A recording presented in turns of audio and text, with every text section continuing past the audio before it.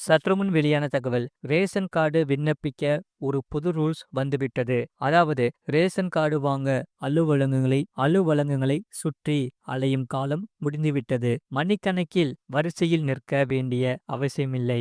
ஏனென்றால் 2026ஆம் ஆண்டில் தொழில்நுட்பத்தின் உதவியால் முழு ரேஷன் கார்டு விண்ணப்ப செயல்முறையும் முற்றிலும் டிஜிட்டல் மயமாக்கப்பட்டுள்ளது.